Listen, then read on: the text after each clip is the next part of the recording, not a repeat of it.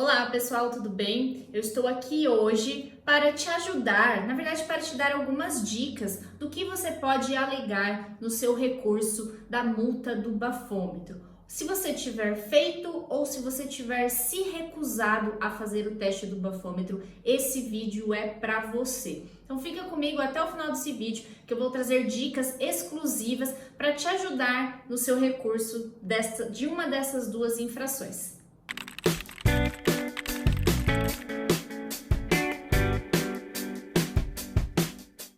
Bom, provavelmente você já deve ter ouvido pessoas falando que não adianta fazer recurso de qualquer multa, tá? Não especificamente aqui da multa do bafômetro, mas as pessoas muitas vezes elas são descrentes, elas acham que não funciona recorrer de multas de trânsito, principalmente de multas do bafômetro.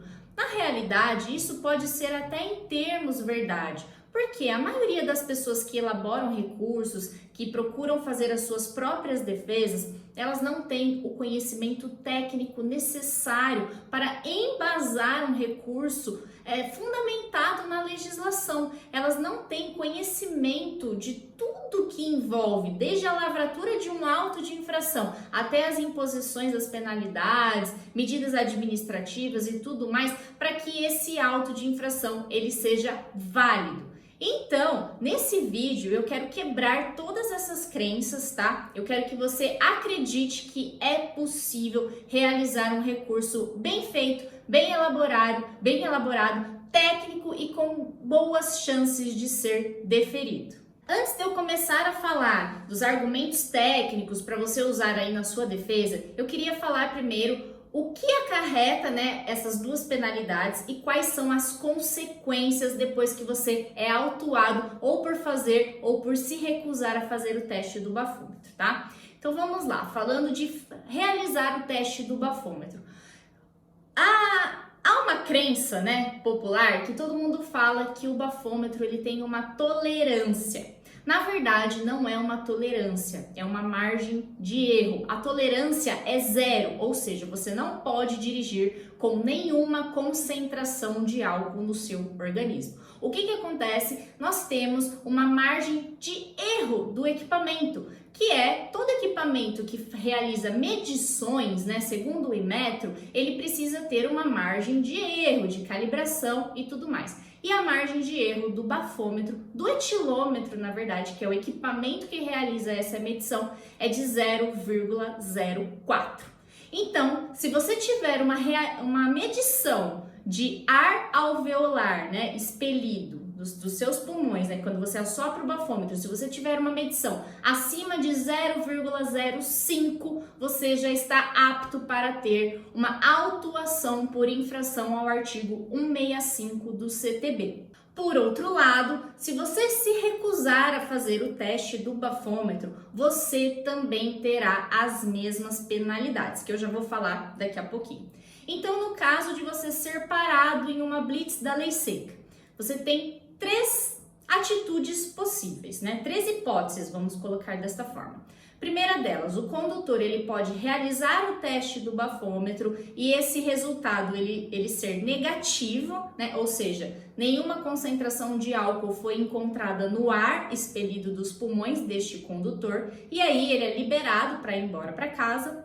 Segunda hipótese, ele pode realizar o teste do bafômetro e dar uma concentração acima de 0,05 e aí ele vai ser autuado por infração ao artigo 165 do CTB, ou ele pode simplesmente se recusar a fazer o teste do bafômetro. Aí ele será autuado pelo artigo 165A do CTB. Vale dizer que a simples recusa, já coloca, já deixa o motorista apto a ter esta infração. A gente até poderia questionar as questões ali da lavratura do auto de infração quanto aos sinais observados pelo agente de trânsito, Mas eu não quero falar nada sobre isso nesse vídeo, tá bom? Vou deixar esse vídeo para uma próxima oportunidade para falar especificamente da recusa, Então no vídeo de hoje eu só quero falar de algumas dicas para você recorrer, dicas de especialista.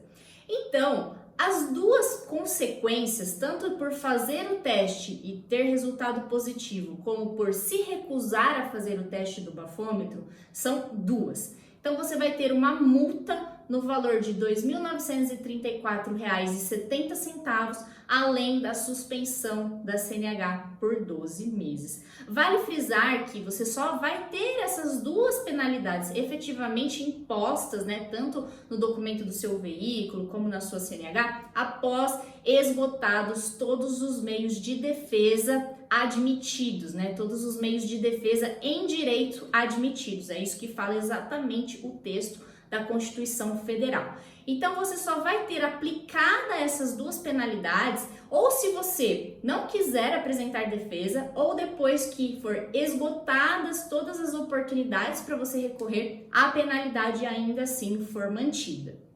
Por isso que é importante recorrer, por isso é importante apresentar defesa e recursos administrativos. É verdade que tem bastante recursos que são indeferidos, mas se você usa os argumentos corretos, o seu recurso pode sim vir a ser deferido. Depois me cobra que eu mostro um para você, tá?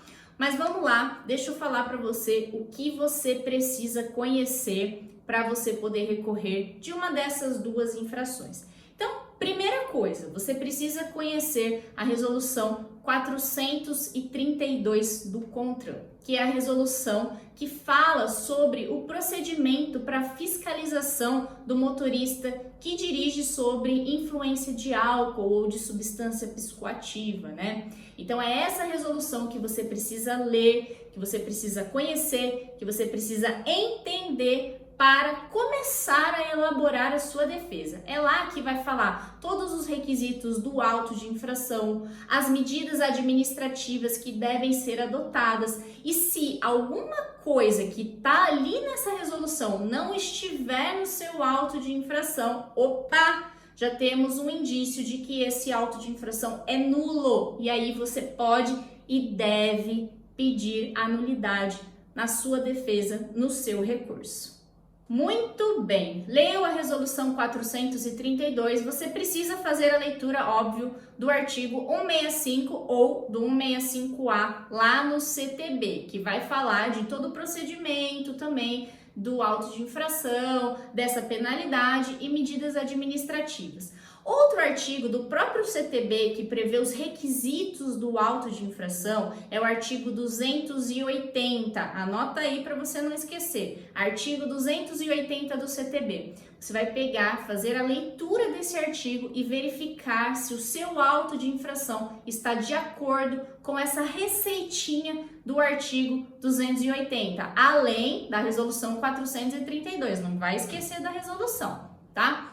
E aí, se de repente o seu auto de infração não tem todos esses requisitos, ele está apto para ser anulado. E aí você vai fazer isso apresentando uma defesa, se for o caso, um recurso para Jari e ainda um recurso para o CETRAN ou para o CONTRANDIF, né, que é o órgão do Distrito Federal. É importante que seja feita uma análise minuciosa do seu caso, tá? Modelos não servem, é preciso levar em consideração várias questões, tanto técnicas quanto ao preenchimento do auto de infração, como ali do ato da abordagem, medidas que devem ser observadas e que de repente não foram no seu caso. Por isso, é importante conhecer toda essa legislação que eu estou explicando aqui para você. Bom, se você seguir tudo isso que eu falei aqui para você, você vai ter enormes chances de ter o seu recurso deferido, tá? É claro que se de repente o seu auto de infração está de acordo com a legislação, vai ser um pouquinho mais difícil você encontrar erros, irregularidades, e aí de repente você pode ter o seu recurso indeferido. Porém, é muito comum que os agentes de trânsito, né, ou autoridades de trânsito, elas não observem o que prevê a legislação, e por isso eu falo para você que há sim possibilidade de ter o recurso deferido, tá? Então observe a legislação, o processo administrativo também, que é o devido processo legal, também é importante para uma nulidade. Enfim, é preciso que você conheça várias coisas e eu dei aqui algumas dicas excelentes para você. E na descrição desse vídeo eu vou deixar um artigo que eu acabei de fazer sobre essas dicas que eu compartilhei aqui com vocês, e aí você vai ter o passo a passo da defesa, do recurso para a JAR e do recurso para o CETRAN nesse artigo. Então acesse o link aqui na descrição desse vídeo, e se você tiver ainda alguma dúvida, meus contatos estão na descrição desse vídeo, ou você pode deixar nos comentários. Eu espero ter te ajudado. E muito obrigado por ter assistido esse vídeo. E compartilha aí se você de repente tem um amigo que foi pego na lei seca. Leva essas dicas para ele, tá bom? Até o próximo vídeo. Tchau, tchau.